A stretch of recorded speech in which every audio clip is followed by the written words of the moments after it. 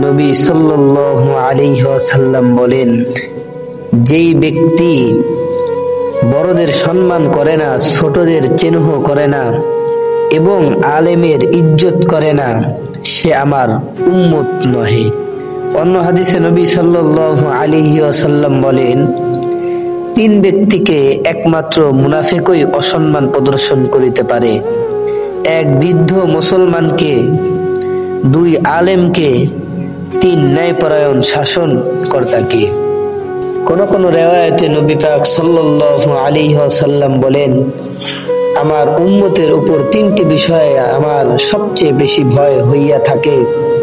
প্রথম, তাহাদের পার্থিব উন্নতি এত বেশি হইবে যে একে অপরের প্রতি হিংসা করিতে থাকিবে। দ্বিতীয়ত, কোরআন শরীফের চর্চা এত বেশি হইবে যে প্রত্যেকই উহার মতলব বুঝিবার চেষ্টায় লাগিয়া যাইবে, অথচ উহার অনেকগুলি মতলব আল্লাহ ব্যতীত আর কেহই জানে না।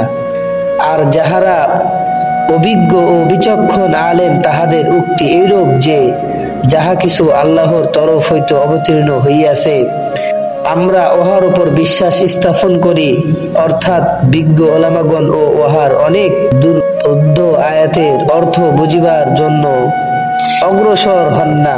কাজেই সাধারণ লোকের উহাতে হস্তক্ষেপ করার কি অধিকার আছে? তৃতীয়ত, ওলামাদের হক নষ্ট করা হইবে এবং তাহাদের সহিত যেমন তেমন ব্যবহার করা হইবে। বর্তমান যুগে ওলামা ও দ্বীন সম্পর্কে যে সব উক্তি করা হয়, ফতুয়ায়ে আলমগীরি কিতাবে উহার অধিকাংশকেই কুফরি কালামের অন্তর্ভুক্ত করা হইয়াছে, কিন্তু অজ্ঞতার দরুন মানুষ ওই সব হুকুম হইতে একেবারে গাফেল। সুতরাং সকলকেই খুব সংযমের সহিত মুখ চালনা করা উচিত। আর যদি মানিয়া লওয়া হয় যে এই জামানায় হক্কানি আলেম একবারেই নাই, তবু কেহ নিজ দায়িত্ব এড়াতেই পারে না।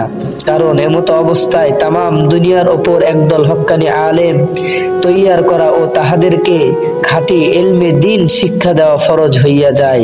কারণ ধর্মীয় ওলামার অস্তিত্ব ফরজে কিফায়া, এইরূপ একদল তৈয়ার হইলে সবার পক্ষ হইতে ফরজ আদায় হইয়া যাইবে, নতুবা সারা বিশ্বের মুসলমান গুনাহগার হইবে।